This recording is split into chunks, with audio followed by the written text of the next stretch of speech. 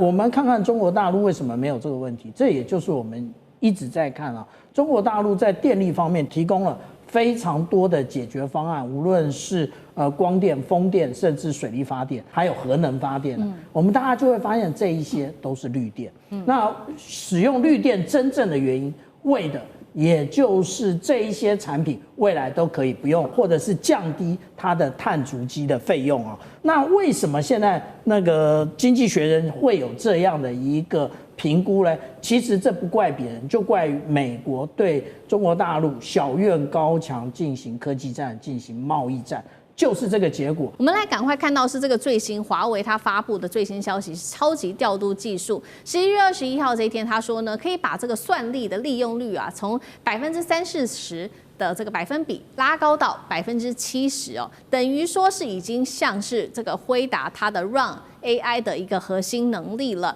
那么美媒曾经讲过说，这个 Run AI 它有多厉害呢？因为它能够将原本低于25%的 GPU 的集群效率一口气提升到80%以上，等于说华为这一次是靠它的核心技术的一个突破，以软体来补硬体，跨平台的统一调度来达成刚刚讲的这个利用率提升到70%哦。那么也把这个辉达、升腾跟其他 GPU 给统一资源，做了一个比较共同的一个管理，等于是三方算力的调度管理哦。那么也做了一个 GPU 的作战指挥部。节目一开始，请教杨老师怎么看这个算力调度革命来自于华为的技术？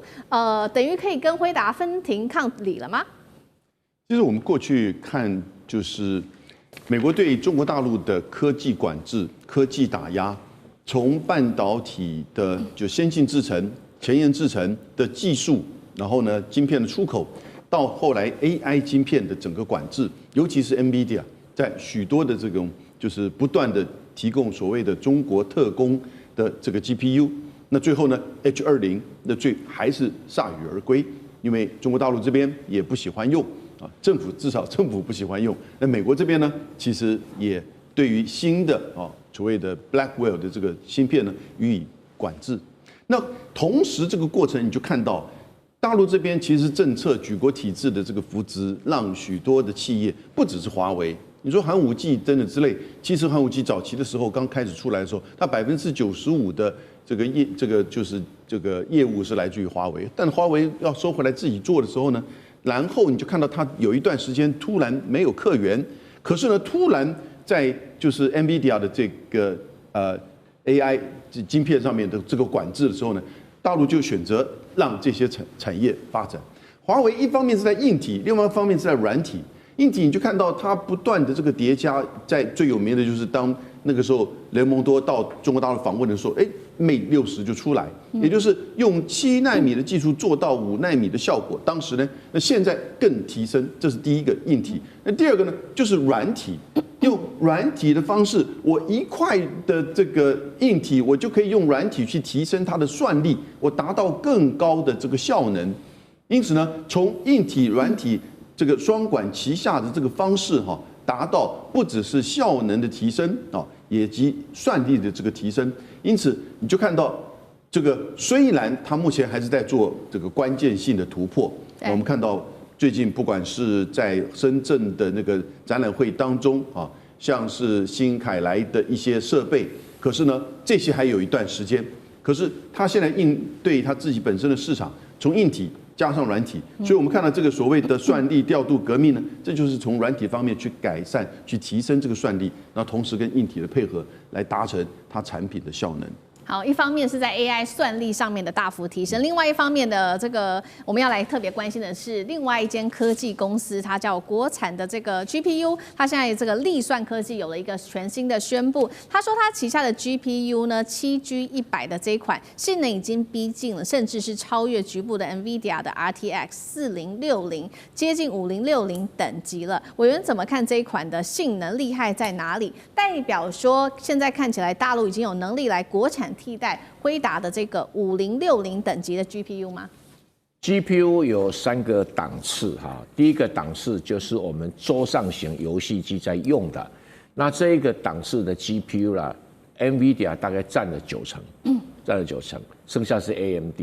那第二个档次是工作 workstation 工作站用的，那辉达也占了将近80-90%的一个档次。那最后是 AI 啊 ，AI 呢几乎是辉达独占，但是现在中国大陆不买它的 AI 的 GPU 了哈。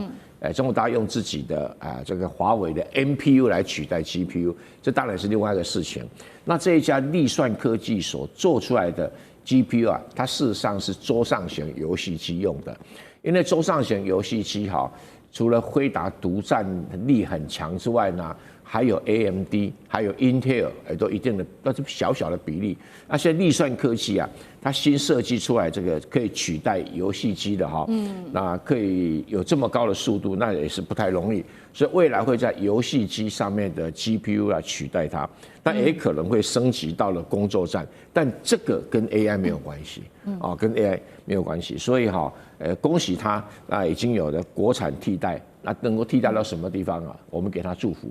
好，那另外一方面，我们要来看，如果是来看整体哦，因为《经济学人》给了大陆的这个晶片产业非常大的评价哦，他认为说呢，2026年中国的晶片产业会震惊全世界，到底怎么一回事？等一下我们持续来看。先来看到几个比较大、比较惊人的数据，来自于这个 AI 的晶片市场。我们先来看到，包括了华为、寒武纪，现在预估统计已经拿下了40%在中国的 AI 晶片市场。那么现在中国的晶片产能是全球第一，如果以全球占比来看，幅度超过2成。来自于美国科技媒体，这个是 Wild 的创办人也骂说，你美国啊，总统川普的禁运根本就是愚蠢，逼中国自主化。而且他们这边也特别提到了，大陆拥有非常廉价的能源电力，算力成本更是全球第一。中国会在哪些领域接下来可以反超美国？2026来自于经济学人的预言又有什么样可以值得期待的事情？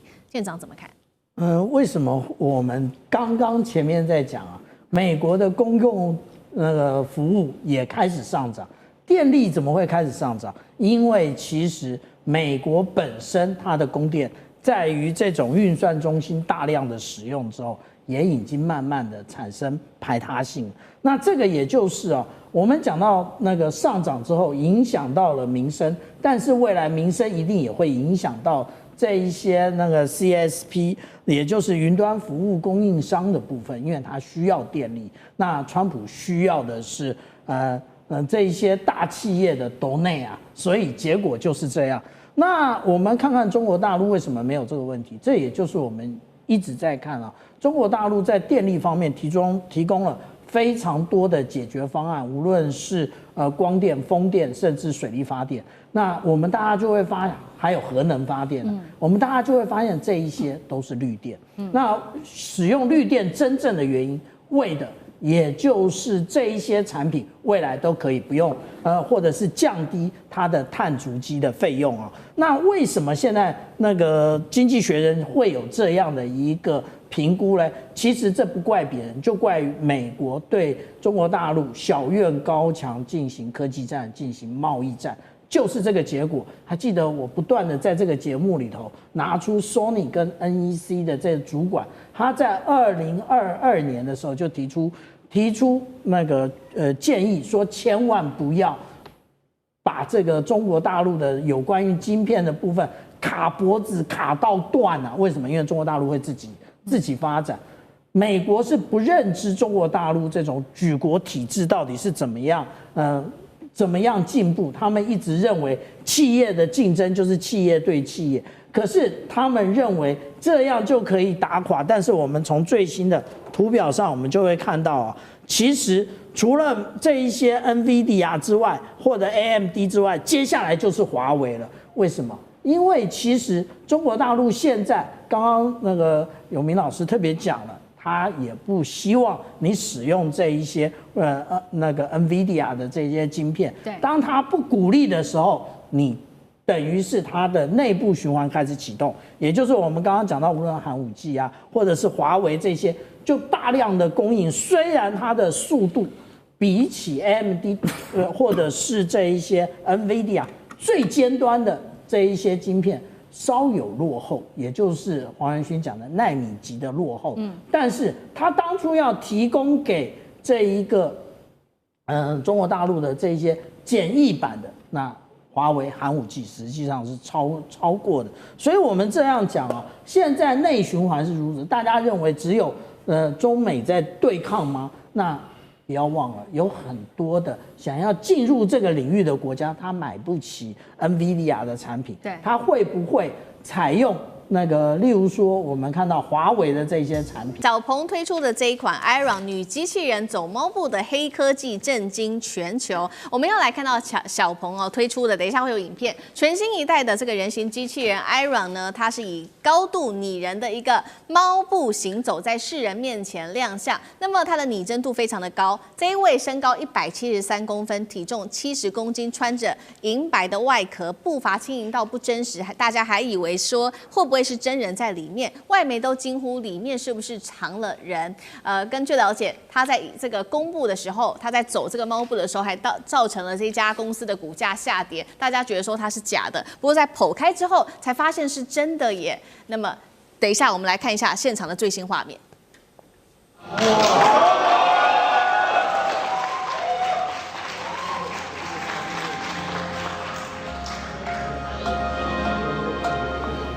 好，就是为了要直接打破外界对他的质疑哦，所以小鹏是直接上传了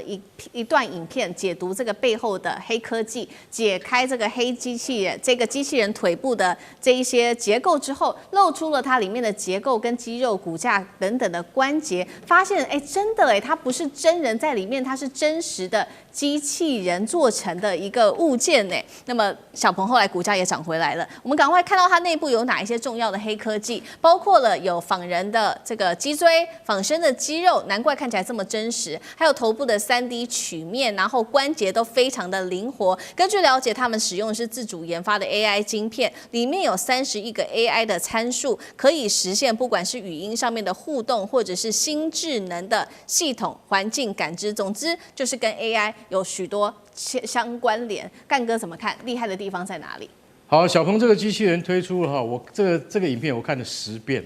我一直要找出里面有没有什么蹊跷跟端倪。为什么？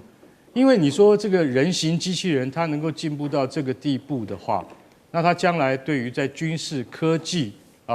以及各方面，它都一定有很大的贡献。我们刚刚看到的画面叫做猫步，什么叫猫步？就是很轻盈的画面，就是它走过去的时候，好像有非常的缓步，但是又好像很轻盈那种感觉。它完全颠覆我们对一般正常的就是机器人，它应该是像比如说，它可能它的动作都是一格一格的很僵硬，对不对？你现在看的好像它 smooth 多了，好，因为它为什么？他说很简单，我有82个关节的自由度，然后呢，配备关节节能的实现手部22个自由度的精细操作。其实说句实在话，这都建立在什么上面 ？AI。如果你今天没有大数据来去支撑它的话，根本做不出来。那所以何小鹏就干脆我把衣服剪开给你看，从里面一看，哇，我们真的看到说这不是真人躲在里面，因为我们始终会有这样的怀疑。但是说句实在话，它还需要更多的验证。然后我们现在再来讲那个最重要的问题，就是说，像这样的人形机器人，它到底能做什么？很多网友上来调侃他说：“拜托，那个何董事长，你有看到我们网络上面，我们都是这种人形机器人。”或者是机器狗，机器兵都可以打仗了，跑得比他快得多。那我今天就要问一个很严肃的问题，请问何小鹏，那种机器人比较实用，还是你这种机器人比较实用？这是一体的两面。你今天能够用这样子，你知道这个机器人的研发成本是多少？1亿人民币。做出来之后他要做什么？这是一个很大的问题。结果他说，他要先从机场或是捷运的售票服务开始做起，还有居家服务开始做起。为什么？他是为长久、更远的路来铺。他希望能够做到导览以及服务以及相关咨询这些，他能够做到不是单纯的机器那样子的回答，而是像真人一样能够跟你侃侃而谈，这样子。在未来的世界里面，他看到的是商机，因为他的小鹏汽车1年在全世界的那个产值大概是10兆台币，10兆人民币，但是呢，他认为他的机器人将来可以创造20兆人民币的产值，所以他认为这个就是未来。至于机器人能不能够到未来，像将来它真的能够在真的很多应用领域上面被成功的复制，他认为那个是未来5到10年以后的事。小鹏汽车他一定做得到。我认为他有点在商业上面是有点这个怎么讲，就是在赞美自己。可是我相信，如果他有他自己的远见的话，有一天很可能会达到他的目标，也实现机器人真的生活化与应用化了。好，确实哦，小鹏在商业上面非常的有企图心，所以他也正式宣布他要量产。那么刚刚干哥也帮我们提到了嘛，量产之后要取代的3大职业，除了这个企业的导览员之外，还有汽车的销售助理跟这个博物馆人员的导览等等。那么马斯克就这样称赞，他说特斯拉跟中国公司将会主导未来的人形机器人市场，其他的公司实力都没有办法比的。那何小鹏也快速的回应说，我们相信 Tesla 会做得更好，期待有更大的成功。这个中美之间在机器人的这一场之争中国有可能领先美国吗？畅志哥怎么看？这一次其实何小鹏跟那个马斯克他们互相赞美，这还是比较罕见的哦。距离上一次这个马斯克这么样的暗赞引起讨论的话，就是当时机器狗的那个时候。所以，而且这一次他不是在公布的时候，是针对他刚刚讲剪开他的画面，看到他的这个脊椎关节跟肌肉的构造之后，马斯克暗赞哦。那马斯克还特别有留言，他提到说他非常尊重中国的这个部分的这个发展，而且他说他认为特斯拉跟中国将会一起主导这个机器人市场，所以算是给予很高的评价哦。我想这里头也包括了这个不同的审美，走柔性路线，跟在全世界机器人发展都刚性啊、打拳啊、跑步，完全不一样。所以我们要注意一点哦，其实何小鹏跟特斯拉是什么？他们都做电动车的耶。为什么电动车同样都在发展做机器人？所以很清楚我们看得到，它其实要做一个大的生态圈。所以这里头，而且技术当中可以互相的部分的转用哈。那所以这个部分的做法里头，其实是不只是单独针对机器人，是整个以电动车发展出来，包括干哥刚刚讲的全体的生态服务，乃至未来你可能车上的部分也可以做一个机器人辅助你的老人走出去哦。可是然后你机器人没有跟你的话，在你的车上那个机器人还继续大数据 AI 还继续跟你对话，所以这样子的生态看起来，其实马斯克之所以他做机器人跟何小鹏一样，而且何小鹏也在回应马斯克的称赞的时候，就说他一切都是师法特斯拉。都是司法马斯克，所以等于是把他现在的一切好像都是跟特斯拉学的。当然你说何小鹏就是跟随者嘛，也不尽然，因为毕竟何小鹏汽车现在已经做飞行汽车了，这点是赢过特斯拉的啊。所以我们讲，其实中国大陆的机器人的发展中，最近这几天中国大陆进行全运会，这里可以看到国家重要的部分也安排机器人跑圣火接棒，所以这个地方不只是何小鹏，全中国现在在所有机器人应用的场景。从国家最重要的这样子的场合，乃至于民间各式各样，我讲一个还是蛮尴尬的，就是说最早用仿真机器人其实是情趣商品，情趣商品的娃娃直接就导入类似像机器人，而且现在机器人当中也把情趣商品的这种所谓细胶的仿真的皮肤跟造型套用在机器人。所以现在机器人这件事情不只是这些技术关节，它是各种领域跟应用情境在互相交错。这就是中国现在机器人发展就是十面埋伏、十面全开，跟现在在美国只有我们也能看到以包括马斯克的特斯拉跟少数这么几家自己努力的来搏斗在机器人发展当中是完全不同的。那么2025年我们现在到年底了，这一年我们都看到机器人相关的信息，可到今年年底。你不得不说，中国好像在很多方面已经领先到一个地步了，难怪马斯克要按赞了。是好，中国大陆在发展多款不同的机器人。那同时间，我们看到小鹏也定出了2026年的量产，那么他也邀请全球的开发者一起来加入他们的应用生态圈，让机器人可以完全的走入在日常生活当中。不过，它首款设计比较特别的事情是女机器人，背后有没有什么样的考量？大使又怎么看？让我们讲机器人的话，就是用机械代替人做一些事情啊。可是它这个产品叫人形机器人，它跟一般机器人不一样，还有机器狗，可是这个人形机器人，所以它是要模仿人的动作跟功能的，所以它的这个难度是更高的。当然，你过去看它这个人形机器人啊，它基本上它是仿人的动作，可是性别上都以刚硬的男性为主。对，那他这次设计就是以女性，因为人就有两性，有男性跟女性，所以他是朝女性这个角度去设计一个机器人，所以走路看起来姿态真的很像一个真的女性。另外一方面，他在他的市场区隔，我这个人形机器人出来的，我要卖给谁，要做什么功能，他也讲了。你刚刚也提到了，他说，比如说博物馆、展示中心的导览人员，你会发觉这些工作在实际的人类的社会里面，好像大多都是女性在从事嘛。那这个它可以有一个市场存在。另外，他也提到，比如说交通的这些所谓的这个导寻员呐，还有这一些在现实人的社会里面，以女性担任的这些汽工作，车销售助理，汽车销售者以女性比较适合，因为女性是比较柔美的这种这种特性，所以它事实上是考虑到为什么要有这个设计这一型的，它的市场在哪里？那所以我觉得。它不是完全做一个学校里面的实验室，他已经考量到市场。那他觉得你将来如果说导览员都是搞这个语速的这个人形机器人，可能太刚硬了。对。那我今天我这个小鹏，我就设计一个完全女性的。不过他又往前跨一步，我觉得不仅是他性别上有了一个区隔它里面用到了人工的骨骼、人工的肌肉。还有人工的仿真的皮肤，所以就光真正机器人化跟真正的所谓的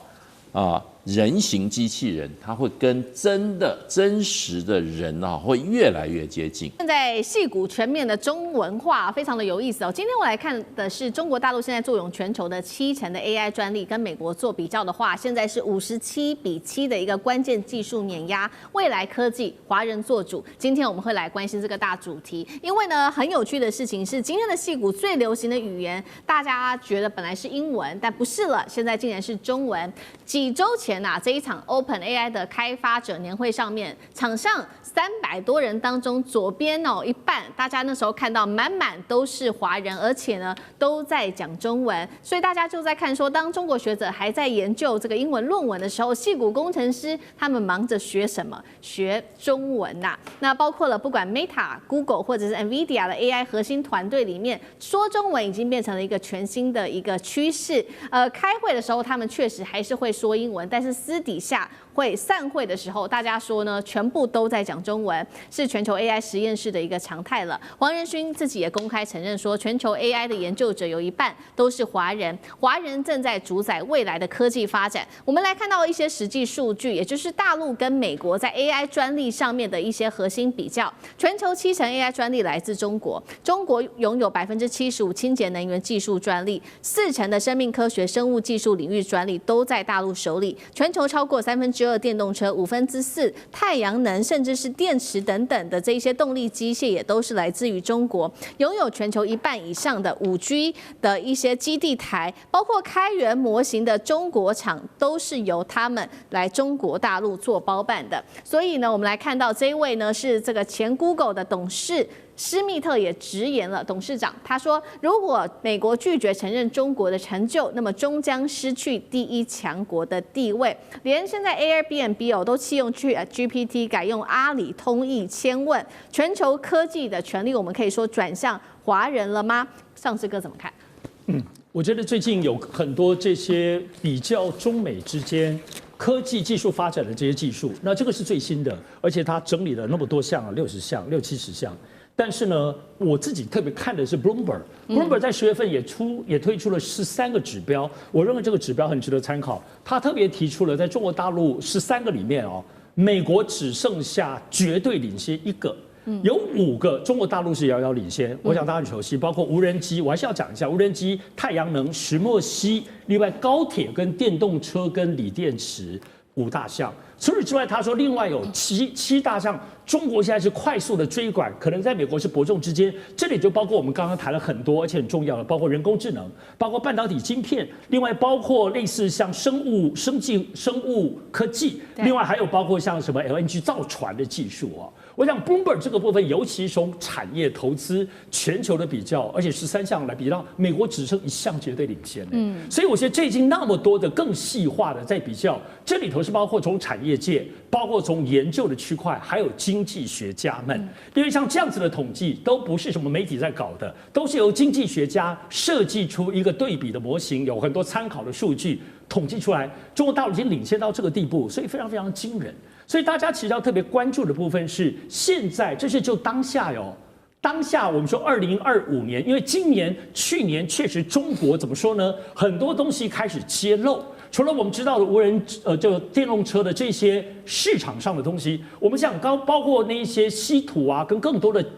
中国大陆到底强到什么地步？就这2年，中国大陆开始让大家看到，包括航太技术，包括军事武器，大家才吓到说原来。是中国已经是到这个地步，不揭露还不知道。所以要知道，现在中国大陆从今年开始，2025年之后，尤其2026年，中国大陆进入了“15+5”未来的5年跟10年的计划了。而且这里头其实有蛮多清楚的描述，但是我提醒大家，15+5到目前为止，我们是中共通过了他的建议。接下来蛮重要是12月中旬的时候，都会有中共中央的经济工作汇报，这个部分又是统整，然后再来就明年的2月、3月的时候，两会会通过这个15跟所有的细项，也许包括两岸之间相关的建设的东西。也就是说，现在中美的科技。未来5年，明年中国会发达到什么地步？明年2月就会全部定案了所以这里头我们对比，那美国呢？美国现在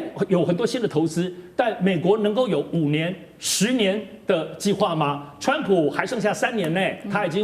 他选上已经只剩1年了，还剩下3年。所以这些非常浩瀚的美国想要追上的计划，面对现在中国大陆继续叠加，我们刚刚讲已经13样，只剩1项，美国绝对领先。你以为中国就坐在那边龟兔赛跑等你吗？中国是更新的技术不断的叠加上去，而且它是跨领域的，无人机 AI 技术会用到高铁，用到别的，跨来跨去。跟美国 AI 就是做 AI， 晶片就是做晶片，分离的产业的发展又不一样。所以中国科技的强悍的进步，在接下来对美国产生的压力很难以想象。是，那美国会不会失去这个超级强国的地位？等一下请干哥来带我们看。另一方面，我们看到另外是来自于澳洲战略政策研究所的最新报告，他特别提到是说这20年间是最关键的，因为他认为说美中科技的霸权已经彻底的翻转了。20年前，当时美国64项的专利当中，他就拿下60项，那到了2023年，大陆则是反超了57项，美国竟然只剩7项。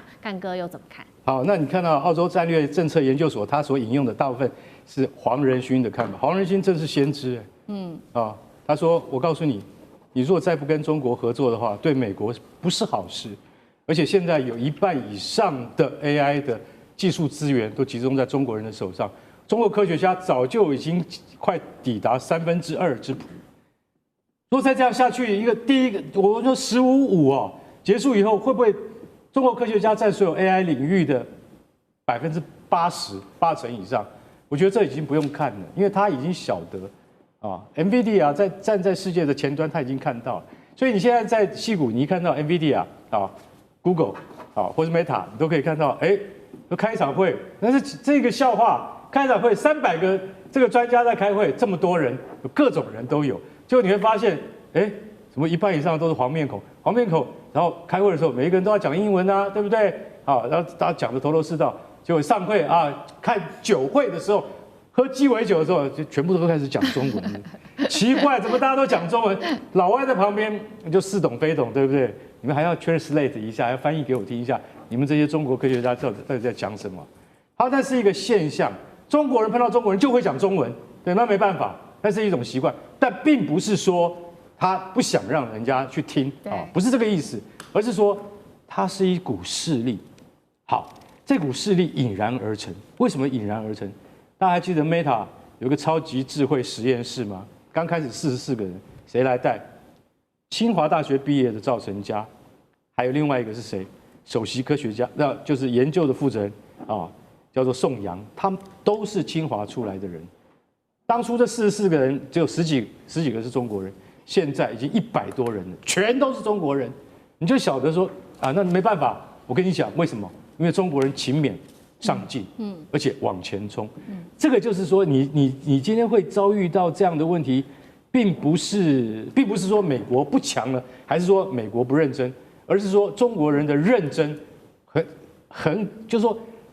不是在你的逻辑范围之内可以去思考。刚刚上次讲的非常清楚，很多种面向跟行业。其实我说句实在话哈，我们提到说1896年啊，在李鸿章第一次梳着辫子抵达纽约港的时候，大家看到纽约帝国大厦跟一大堆高楼，他就想，这是哪一个世界？这个大概是外星吧，对不对？100年前，100年后呢？你要看高楼吗？你到宁波看就可以了，你不用到北京去看。然后呢，还有各种高铁，还有各种你就说什么3折机的手机，这些美国人都没看过，而且美国人要什么时候他才能够追得上来？施密特，Google 前董事长他讲得非常好，中国技术的跃升这么惊人，美国屈服于傲慢或敌意。到现在还是傲慢跟敌意啊，认为中国就是模仿来的、学来的，不是。现在我跟你讲，连他们的那个拉布布都是自己创的，所以你就要晓得说，中国人在这么多领域跟方面，他们都在创新，他不再模仿。你第一次遇到可以跟你在科技上面直接对打的对手，美国你要赶快醒过来啊，因为那个已经不是偶尔，已经变成常态了。你害不害怕？我很害怕。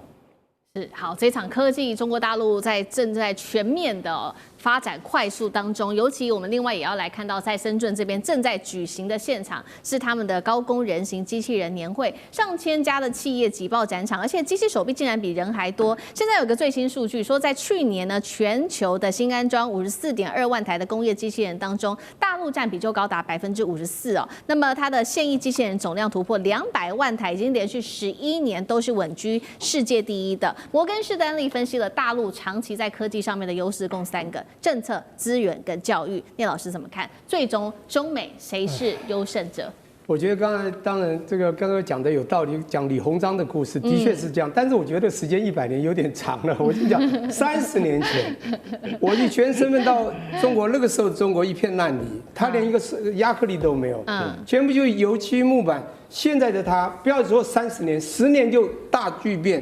我先讲一下，您刚刚在前面讲到的科技不是中国领先多少吗？这篇文章不管你看不看得到，叫《中美科技冷战盘点世界领先的7大中国科技》，这个是2019年BBC News 报的，5月27号在彭博的 News 出来。我跟各位报告，我看了这篇以后，我很感触。然后北京大兴机场开始做虹膜辨识，那在全世界已经很前卫。我因此写了一篇文章，甚至我又加写一个强国需要强 AI 孩童教育。我觉得我们的对岸，它整个课程全改造了。我跟各位报告一下，我昨天半夜从南京回来，我在南京大学也主持会议，在整个会议场，在看到他们的题目，现在金融的课程在学生已经，我们还是第一志愿，基本上他们已经不是，而且很落后。重点都是全是科技科，而不除非你金融加科技，所以他们叫做金融的科技重塑。我重点是我去年到广州的华南理工大学，他们的学校一定是一个新区。所有的11所学校在一个新区里面，我见到南京大也不是我以前的中央大学主校，而是它一个分校仙林校区，也是11个学校在这个园区里面。你会发现我主持的会议爆满，学生玩的不断的问问题，然后呢问所有的学生一直抓，然后回来一堆的微信想跟我回，然后说聂教授或谁能不能向你学习？我跟各位讲，我是一个学者，在场也有学者，不管你哪个学校，当然我们私立学校的学术能力不会比国立差，但重点不管你国立私立。我们现在一定要认知，书很多，他们的研究方法太厉害。我现在讲，他们的园区在强调一个叫做领域交叉，科技领域在金融，所有东西都交叉。台湾的教育真的，我们的媒体所寻溯的都是西方教育非常 narrow 的这个一些印象。我必须跟大家讲，我们说我们看，你先不身临其境算了，我是身临其境感受，在美国大家又常去我们的对岸，但是我们看媒体不能只看西方媒体。你一定要深刻了解一个进步的国家它是怎么进步的，里面的面面相向真的非常可怕。我觉得不管是从政策、教育或者是资源，我觉得对岸的未来真的还不可衡量，它还在往上冲。好，中美晶片战今天要来关心的是黄仁勋，这回爆出了一个真相，他认为呢 AI 战中国势如狂潮啊，尤其中国现在有几个优势，包括能源便宜、补贴猛、体制呢也比较快速，连辉达现在自己都承认自己看衰美国了，这是第一个。等一下我们会来做解读的。第二件事情是碳基晶片这样子的一个新技术正式的量产启动了，中国接下来能够透过绕过 EUV 来弯道超车吗？今天我们都会一起来做关心。好，美国在 AI 的霸权地位会不会不保呢？因为这一次不是中国自己宣告胜利了，我们要来看到是连辉达都不看好，因为黄仁勋自己亲口说的，他说美国恐怕在人工智慧的竞赛当中会输给中国。金融时报特别做了一个分析，他认为现在中国的优势包括了中国地方政府针对采用国产的 AI 晶片资料中心啊，电价是直接给了减半的补贴，甚至现在还有所谓的算力特区，用政策去强力支持这些地方。3个地方哦，包括了甘肃、贵州、内蒙古，都因为现在能源比较便宜，地价比较低，还有政府的政策支持哦，成为了新的 AI 伺服器的重镇。同时啊，美国现在面对的问题就是确实它的监管还是比较严格的，然后比较繁琐的，政治上面的争吵跟审查也要比较久的时间。所以黄仁勋现在认为，美国各州哦推出自己的 AI 新法，形成了50套不同法规，都是在扼杀他们的发展。相较之下，大陆有国家力量跟产业的整合，都有利于在未来 AI 的发展上做全面的逆袭跟超车。节目一开始来请教赖老师怎么看了黄仁勋他的这些说法，你怎么看？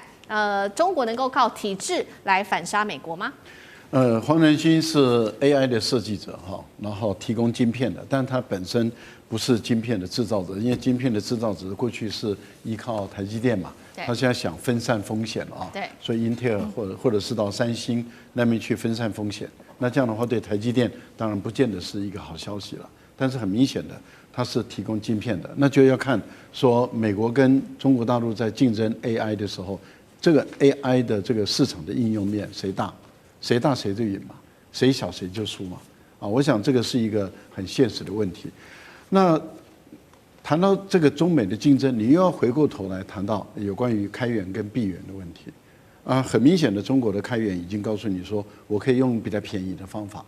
那达到啊这个 AI 的运转。美国人是说我要用比较贵的方法，所以是垄断性的，那这又形成了这个开源闭源的垄断跟普遍性之间的竞争。目前本来美国是要压的欧洲要跟着它走，现在欧盟很明显的也走向开源。那我们也看到东盟啊很多国家他们都觉得我便宜的都能做的话，像印度也很明显的不追随美国了嘛。好，那这个就是一个本身的一个基础条件。那除了这个基础条件以外，那接着就要看的是哪一个国家发展最大。那当然，中国大陆目前来讲，所有的 AI 大家都发现它的算力需要大量的电，对，你没有电你不可能，这个是很现实的一个问题。可是问题就在于美国的电怎么办？川普也急得不得了，所以川普他说我要发展核能，他已经宣布了嘛，所以我们看到新屋现在啊这个开心的不得了嘛，啊说哎呦这个以后的市场很大。可是问题是，核能电厂要盖多久？要花多少时间盖？是1年就可以盖起来，还是要5年、10年？它是很漫长的一个过程。那你这个能源的供应，很明显的基础设施，美国的现在的能源的电力，很明显的是少于中国的电力。而中国的核能，目前来讲，在盖核电厂中，中国的核电厂占1半。再加上中国有清洁能源，那清洁能源再加核电厂，再加火力发电。那这个部分里面对中国大陆来说的话，它的能源的政策很明显的是成功的，而美国落后了。黄仁勋的焦虑就表现出来了，因为能源你要在短时间内你要赶得上中国，我觉得他认为他是悲观的，我也觉得悲观。是美国不可能在短时间内能源赶上中国，那一旦都是在工业化发展，那你的能源不够你怎么办？接着当然他就讲到环境的问题了，然后另外就是政策支撑。美国坦白说，它没有计划经济。啊，它没有计划经济跟市场经济的相互搭配，也就是说，它没有国家市场的指引。那在这个部分里面，美国很明显的在结构上，在政治体制上，它一定是输的。这个摆得很明白了。那只是说你现在认还是不认而已。是好，我们看到中国大陆它用国家之力政策来支援中国发展 AI 哦。那另外一方面，产业界他们其实也在这个晶片的技术上找到了解方。我们今天要来关心的是这个晶片材料，现在也弯道超车哦。接下来可以不要用 EUV 吗？等一下我们来看一下正式的是看到大陆跨入到了是碳基晶片的时代。那么重庆这个地方首条的碳基集成电路生产线已经正式的量产启动，预估2028会实现年产能达到10万片。了解一下它的性能哦，会直追7奈米的细基晶片。那它的优点是它的功耗比较低，散热比较快，而且速度会更猛10倍。关键是不用靠 EUV 了。相较于这个细基晶片，它有许多的优势。委员又怎么看？这可能是一个误解哈，因为碳基晶片目前用的叫做碳奈米管哦，叫 Carbon Nano Tube 哈，这样来做的。这种碳奈米管呢，可以做到可以取代那个细晶片里面那种晶体管的这种效果哈。而它的布线啊各方面呢，它是属于比那个现在细晶片更高一级的。换句话说，你要做到极高端的这个晶片，或者是极高低耗能的，或者是极高频的通信用的晶片的半导体的时候，可以怎么样？可以用比较快速的方式来把它做出来，就突破我们所谓的摩尔定律啊，物理的摩尔定律。因为你让那个细晶片已经做到了2奈米啊，已经快做不下去了。然后同样的效果，不要到2奈米，用这个碳奈米管就可以做出来。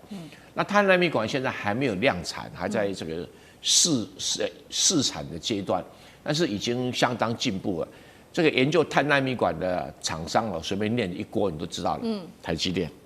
IBM 啊、Intel 哇一大堆啊TI 都有在还有三星都有在研究这个碳基晶片、碳奈米管那中国大陆挑战当然很多了你说要不要 EUV？ 肯定答案要，还是要然后这个，但是问题现在。在目前还没有高密度的量产的 DUV 就够了，DUV 够。但是未来真的竞争阶段还是会到 EUV，到极高端的竞争还是要。所以这个媒体报道说，各位弯道超车。如果突破的话，它可以用 DUV 做出来比现在的EUV 做的还要好，这是事实。但是如果同样人家用 EUV 来做，又赢过你了。用同样对其他人用碳基也用 EUV 来做，还是会赢过你用 DUV 做的碳基管。是这样就知道这一个先后顺序，因为它是一个下一代的，总有一天我们会走到碳基晶片的碳奈米管，这个一定会来而且斯坦福大学、麻省理工学院、中国的清华大学都投下了庞大的这些做基础研究还有中国大陆很多研究机构来做。那谁输谁赢，不知道不知道。好，这个是中国大陆的最新的晶片技术那么我们也持续关心。那大陆政府现在呢，已经要求他们的企业要完全的去美化，建立一个比较长期的战略方法，就是他已经正式的下令了，所有国家拿钱的国家的这些新的数据中心，一律全部禁用美国的 AI 晶片，而且他还规定如果说你的这个进度没有到30%，就直接清厂重建吧。那么所以现在呢，企业都已经立下了他们的一些目标。我们现在看到中国移动，他说呢，2028年前会建成10万张 GPU 的集成，那么全部都会使用国产晶片，包括上海跟北京也说了，2027年前他们的国产晶片比例会高达70%以上，会正式的摆脱对于西方 AI 晶片的依赖吗？厉将军怎么看？这真的是一个大新闻这个原来中国一直想要跟美国买晶片嘛原来说买 H20的，结果没想到这个美国还拿翘结果中国说你 H20有后门，我直接不要了，不环保那现在来讲的话，连 H100他都不要，不但连 H100他都不要，连贝克威尔前2天我们还看到习近平跟川普还在那边谈，我们还在讨论说是有没有可能把贝克威尔这款先进的晶片卖给中国那川普还在那边讲说，不会，我们不会卖给中国这个贝克威尔最先进的晶片，结果没想到中国今天宣布说我不要了，我自己来做如果说甚至于说这个全中国来讲，你要是拿政府补贴的这种电力的钱的这种企业来讲的话，都不可以有美国的晶片，不只是 NVIDIA， 连 AMD， 连这个 Intel 都不可以有。所以，那中国哪来这种底气啊？我们可以看出来，从3个方向来看哈。第一个来讲的话，中国认为自己这个国产可以这个晶片可以国产化哈。这代表中国准备背水一战，破釜沉舟，准备力战到底哈。而且他已经定出来目标，就是在这个2027年的时候哈，他现在来讲的话，晶片要达到70%以上国产的自制率。那目前来讲的话哈，它国产化是已经达到43%哈。那在2027年啊，这个它总共要达到83%，甚至有可能达到100%。那就是为什么？就是刚刚这个蔡委员所介绍的，他如果说是他能够弯道超车哈，用这个碳当做基底来讲哈，来制造就有可能避开 EUV 这个关卡，然后弯道超车成功。那第二个来讲的话，我觉得它是资料中需的这个供需平衡哈。那以刚刚来讲的话，就是在甘肃、贵州、内蒙这边来讲的话，我提供给你便宜的电价，补贴你1半的电力。虽然说你现在用辉达的晶片是会比较节能、比较省电，那你用这个国产的晶片是会比较耗电，但是我国家补贴你，补贴的好处之后就是什么呢？因为这个黄仁勋也有讲嘛，这个 AI 来讲的话，中国人才很多哈。那如果说是这个企业来讲的话，他买了国产的晶片，那这些制造晶片的企业，他有了钱之后，他自然可以去请这个高端技术的这种人才，还有它可以扩充它的技术设备，我觉得就变成一种所谓的良性循环哈。第三个来讲的话，那而后来讲，我相信中国来讲，它企业来讲非常的庞大，它不管是我们现在看到字节跳动、阿里巴巴哈、腾讯这些来讲的话，它都有很多的这种所谓 AI 晶片的需求了哈。它目前来讲是企业产业是今年